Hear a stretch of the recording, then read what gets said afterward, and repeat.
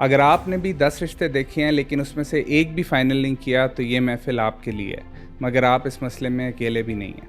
कल मैं अपनी एक पुरानी क्लास फेलो से मिला और उसकी कहानी सुनकर मैं मजबूर हो गया ये महफ़िल करने के लिए। परसों बैठे-बैठे मेरे फ़ोन की घंटी बजी और जब मैंने फ़ोन देखा तो कई सालों बाद सारा का नंबर मेरे फ़ोन पर आ रहा था। फ़ोन उठाने के बाद वही रस्मी हालचाल हुआ और फिर हमने मिलने का प्लान बना लिया। मेरा ख़्याल ये था कि उसका हस्बैंड भी उसके साथ आएगा, लेकिन जब मैं रेस्टोरेंट के अंदर एंटर हुआ तो मैंने देखा कि सारा वहाँ अकेली बैठी हुई है। खैर मैं उसके पास गया, उससे हाल चाल पूछा, गपशप हुई और गपशप के बाद जब मैंने उससे उसके खावंद के बारे में पूछा तो उसने कहा मेरी तो अभी तक शादी ही नहीं हुई।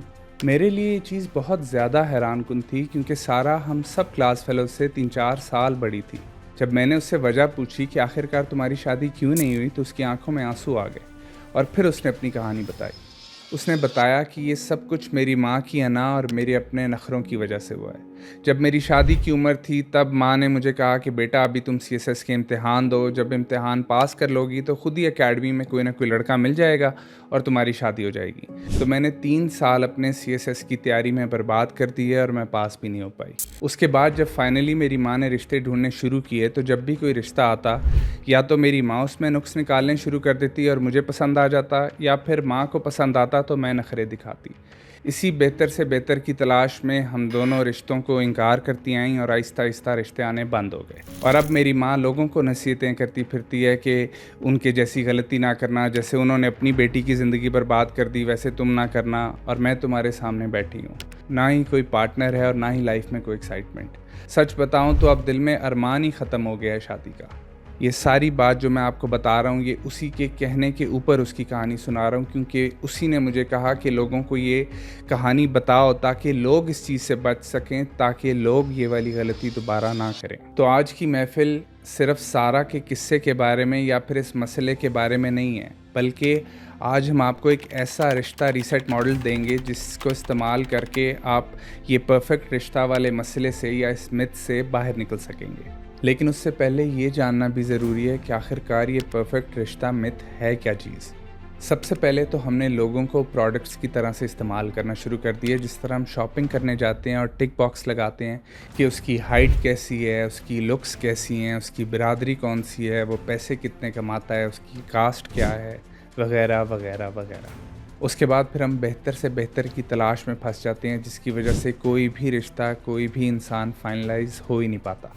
फिर हमने सीवीज़ को कैरेक्टर्स के ऊपर तरजीह दे दी है। जो मैट्रिमोनियल प्रोफाइल्स होती हैं हम वो पढ़ते हैं, हम सिर्फ फ़ोटोज़ देखते हैं, हम इंसान को नहीं देखते, उसकी असल पर्सनालिटी, उसके असल कैरेक्टर को नहीं देखते। तो जब हम फ़ोटोज़ को और बायोडेटा को, मैट्रिमोनियल प्रोफाइल्स को आपस में कंपेयर करेंगे तो बेहतर से बेहतर तो आते जाएंगे। इसीलिए इस रेस में हम फंस जाते हैं। हम हर तरफ सुनते हैं कि अच्छे इंसान नहीं मिलते। आजकल लड़कियाँ कह रही होती हैं अच्छे लड़के नहीं मिल रहे, लड़के कह रहे होते हैं अच्छी लड़कियाँ नहीं मिल रही।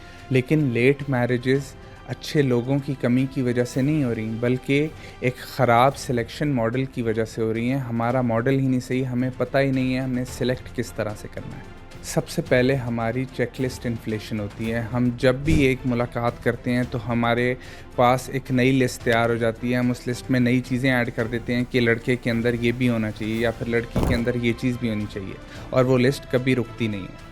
उसके बाद फिर हम इतने ज़्यादा फ़िल्टर्स लगा देते हैं अपने पार्टनर को ढूंढने में कि ऐसा होना चाहिए, वैसा होना चाहिए, लेकिन हम फैसले नहीं कर रहे होते, हम किसी को सिलेक्ट नहीं कर रहे होते, किसी को फाइनलाइज नहीं कर रहे होते।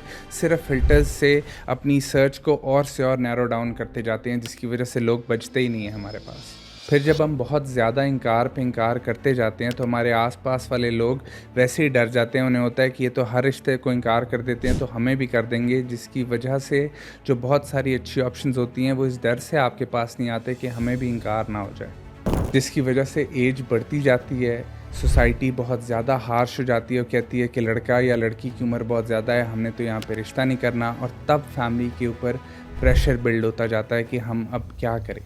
तब वो आ जाती हैं इस मसले में कि रिश्ता मिल ही नहीं रहा, रिश्ता नहीं मिल रहा, रिश्ता नहीं मिल रहा, कोई आ ही नहीं रहा। और फाइनली इमोशनली वो इतने ज़्यादा थक जाते हैं रिश्ता ढूंढ ढूंढ कर कि आखिरकार वो हार मान जाते हैं। रिश्ता रीसेट मॉडल पर जाने से पहले 5 उन चीज़ों के बारे में जानना बहुत ज़्यादा ज़रूरी है जो हमें इस परफेक्ट रिश्ता के ट्रैप के अंदर फंसा के रखती हैं। सबसे पहला है पैराडॉक्स ऑफ चॉइस। जब हमारे पास बहुत ज़्यादा ऑप्शंस होती हैं, जब लड़का लड़की की एक्चुअल उम्र होती है शादी की और बहुत ज़्यादा रिश्ते आ रहे होते हैं, तो बहुत सारी ऑप्शंस आ जाती हैं जिसकी वजह से हम कंफ्यूज हो जाते हैं, शक में चले जाते हैं और कोई भी एक ऑप्शन चूज़ नहीं कर पाते। उसके बाद फिर है एंकरिंग।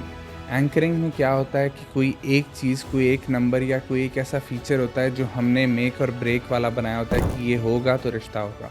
उसकी वजह से हम बहुत सारे रिश्तों को नाक बोलते जाते हैं और उस एक चीज़ के ऊपर हम कॉम्प्रोमाइज़ नहीं करते, जिसकी वजह से ये सारा मामला बहुत डिले हो जाता है। तीसरा है कन्फर्मेशन बायस। हम सिर्फ ये देखते हैं कि हमारी फैंटेसीज़ के साथ क्या चीज़ मैच करती है, हम ये नहीं देखते कि असल रियलिटी क्या है, क्या रियलिटी में चीज़ें होनी चाहिए, क्या नहीं होनी चाहिए। फिर आता है स्टेटस सिग्नलिंग। स्टेटस सिग्नलिंग के अंदर हम रिश्तों को कंपेनियनशिप की जगह एक कंपैरिजन बना लेते हैं। हम अपने रिश्तेदारों में, अपने दोस्तों में, हर जगह रिश्तों को कंपेयर कर रहे होते हैं कि उसका कैसा है और हमारा कैसा है, जिसकी वजह से हम बहुत सारे अच्छे रिश्ते ठुकरा देते हैं। और पांचवा और बहुत बड़ा मसला है फियर ऑफ रिग्रेट। हम बहुत सारे रिश्तों को इसलिए ठुकरा देते हैं कि हमें होता है शायद इससे बेहतर आ जाए या और बेहतर आ जाए। तो ये जो एंडलेस वेटिंग है, उसकी वजह से हम असल अपॉर्चुनिटीज़ को, रियल रिश्तों को, जेन्युइन रिश्तों को, सबको ठुकरा बैठते हैं। तो लेट मैरिज एक आउटकम है, एक रिज़ल्ट है उन सारी चीज़ों का जो कि हम खुद करते हैं, उस सिलेक्शन मॉडल का जो हमने खुद से चूज़ किया हुआ है, जो कि शादियों को डिले कर रहा है, ना कि शादियां डिले होना एक इशू है। अब ये जो रिश्ता रीसेट मॉडल मैं आपको बताने लगा हूँ, इसके 3 पार्ट्स हैं और आपने इन तीनों पार्ट्स को बहुत गौर से सुनना है और अपने अगले रिश्ते में इन्हें अप्लाई करना है। पहले पार्ट के अंदर हम ये देखेंगे कि क्या चीज़ें ऐसी हैं जो लड़का और लड़की के अंदर लाजमी होनी चाहिए, जो कि मेनली 3 हैं: कैरेक्टर, कंपैटिबिलिटी और कमिटमेंट। इसको 3C मॉडल भी कहा जाता है। कैरेक्टर के अंदर हम ये देखते हैं कि वो इंसान खुदा से कितना डरने वाला है, उसके अंदर रहम दिली कितनी है, वो अपने गुस्से को कैसे कंट्रोल करता है, वो अपने वादों पे कितना पूरा उतरता है। दूसरे नंबर पर कंपैटिबिलिटी आती है। कंपैटिबिलिटी के अंदर आपने वैल्यूज़ की कंपैटिबिलिटी चेक करनी है, आपने फेथ देखना है, आपने जनरल प्रैक्टिसेस देखनी है कि अगले इंसान की किस तरह की हैं, उसकी फैमिली के साथ बाउंड्रीज़ देखनी है, उसके फ्यूचर प्लान्स देखने हैं। हर चीज़ आपने इस तरह की देखनी है कि वो आपकी चीज़ों के साथ कितना ज़्यादा कंपैटिबल है। और फिर आखिर में आती है कमिटमेंट। वो कितना ज़्यादा बुरे हालात में आपके साथ खड़े होने वाला है, वो कितना कंसिस्टेंट है लाइफ में, क्या वो निभाने वालों में से है या नहीं है। अब अक्सर लोग ये सवाल करते हैं कि ये सारी चीज़ें हमें पता कैसे चलेंगी, या हमें कितनी दफ़ा लड़के या लड़की से मिलना चाहिए, या हमें किस तरीके से जानना चाहिए सारा कुछ। तो आपको सिर्फ़ और सिर्फ 3 मीटिंग्स की ज़रूरत है, लेकिन वो तीनों मीटिंग्स बहुत ज़्यादा मीनिंगफुल होनी चाहिए। और यही है हमारा सेकंड पार्ट ऑफ द रिश्ता रीसेट मॉडल। पहली मुलाकात आपने बहुत ही लाइट और कंफर्टेबल सी रखनी है, वो बिल्कुल भी इंटेरोगेशन नहीं लगनी चाहिए। अमूमी तौर पर हर कोई पहली मुलाकात में पूछ रहा होता है कि लड़कों से पूछा जाता है अमूमी तौर पे कि आप काम क्या करते हो, कितने पैसे कमाते हो, क्या होता है। लड़कियों से पूछा जाता है कि बर्तन धोने आते हैं, खाना बनाना आता है, सफाई करनी आती है। इन सब सवालों के बजाय आप वैल्यूज़ के ऊपर फोकस करें कि अगले इंसान की वैल्यूज़ कैसी हैं, अगला इंसान अपना दिन कैसे गुजारता है, उसके लिए क्या चीज़ें इंपॉर्टेंट हैं, उसको खुशी किस चीज़ से मिलती है। इस तरह की बातों के ऊपर आप अपनी पहली मुलाकात गुजारें, ताकि आपको अगले बंदे के बारे में पता चले, एक जनरल आइडिया मिले कि अगला इंसान कैसा है। सेकेंड मीटिंग के अंदर आप फैमिलीज़ और बाउंड्रीज़ के बारे में बात कर सकते हैं, लेकिन ये बात आपको बहुत ही रिस्पेक्टफुली करनी पड़ेगी, बिल्कुल भी कन्फ्रंटेशनल ना लगे। जो भी सवाल आपको लगता है कि आपके लिए ज़रूरी हैं, वो आप पूछें। अगर आपको जॉइंट फैमिली से इशू है तो आप उसके बारे में बात कर सकते हैं, लेकिन इस तरीके से करें कि क्या आपको जॉइंट फैमिली में ही रहना पसंद है, या कल को आपका कहीं बाहर शिफ्ट होने का इरादा है, या फिर हम कल को सेपरेट घर लेंगे, या जो भी आप पूछना चाहें अपने तरीके से रिस्पेक्टफुली वो सवाल आप पूछ लें। फिर आप ये भी पूछ सकते हैं कि क्या घर के फ़ैसले बड़े ही लेते हैं, या फिर कपल्स अपने ज़ाती फ़ैसले ख़ुद से ले सकते हैं। जो भी आपका सवाल हो फैमिली को लेके या बाउंड्रीज़ को लेके, वो आप इस मुलाकात के अंदर कर लें। तीसरी मीटिंग में आपने बहुत ही सॉफ्टली लेकिन रियल क्वेश्चंस करने हैं, वो क्वेश्चंस जो आपके लिए बहुत ज़्यादा ज़रूरी हों। ऐसे सवाल जो कि आप बिल्कुल भी निगलेक्ट ना कर सकते हो, उनके लिए आप 6-6 महीने वेट नहीं कर सकते हो। कुछ लोगों के लिए ज़रूरी होता है कि वो अगले के पास के बारे में जानें, कुछ लोगों के लिए ज़रूरी होता है वो अगले के फ्यूचर के बारे में जानें। जो भी सवाल हों थर्ड मीटिंग के अंदर पूछ लें। झिझकने की बिल्कुल कोई ज़रूरत नहीं है, ये सोचने की ज़रूरत नहीं है कि पता नहीं अगले को बुरा ना लग जाए, ऐसे ना हो जाए। आप एक तरीके से सवाल पूछें, लेकिन वो सवाल पूछ लें। वो सवाल केयर के बारे में भी हो सकते हैं, वो सवाल कन्फ्लिक्ट के बारे में भी हो सकते हैं, वो ये भी हो सकते हैं कि प्यार अगले के लिए क्या मानी रखता है, वो ये भी हो सकते हैं कि झगड़ा अगले के लिए क्या मानी रखता है। लेकिन ये सवालात पूछने का तरीका बहुत मुख्तलिफ होना चाहिए। आप हर सवाल को इस तरीके से शुरू कर सकते हैं कि आपके एक्सपीरियंस में ये चीज़ किस तरह से होनी चाहिए, या कुछ फैमिलीज़ को लगता है कि ऐसा होना चाहिए, तो आपका क्या ख़्याल है, या फिर अगर आप कंफर्टेबल हैं तो क्या आप ये बता सकते हैं। इस तरीके से आप सवालात को शुरू करेंगे, सही अल्फाज का चुनाव करेंगे, तो आप कोई भी सवाल अगले से पूछना चाहें आप पूछ सकते हैं। वो बिल्कुल भी ऑफेंसिव नहीं लगेगा। फिर जवाबात के अंदर सिर्फ कुछ ऐसे रेड फ्लैग्स हैं जो कि आपने देखने हैं, जैसे कि वो आपसे छोटी छोटी चीज़ें छुपाए, सवालों के जवाबात ना दे, या फिर कहे ये चीज़ शादी के बाद देखेंगे या तब बताऊंगा, या फिर वो किसी भी चीज़ के ऊपर सॉरी ना कहे। कोई भी वेटर आए रेस्टोरेंट में तो उसके साथ बुरे तरीके से बात करे, अपनी माँ के साथ बुरे तरीके से बात करे, क्योंकि जैसे वो अपनी माँ को आज ट्रीट कर रहा है वैसे ही कल को वो आपको ट्रीट करेगा। इस तरह के अगर कुछ रेड फ्लैग्स आपको नज़र आएँ तो फिर आपको होशियार हो जाना चाहिए।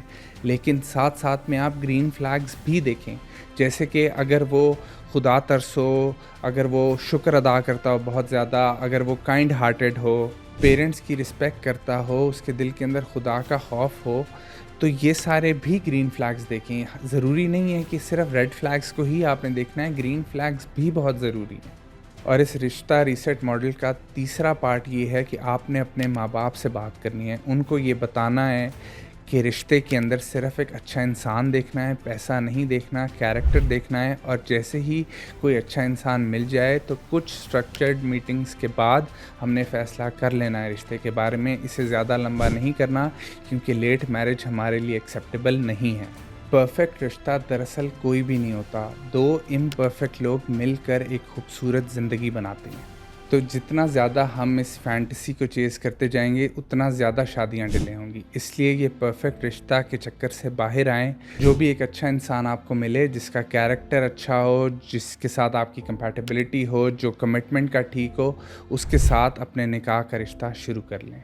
और अगर आपकी कोई भी कहानी है तो कमेंट्स में बताएं, और साथ साथ में ये भी बताएं कि आपके लिए परफेक्ट रिश्ते का क्या मतलब है।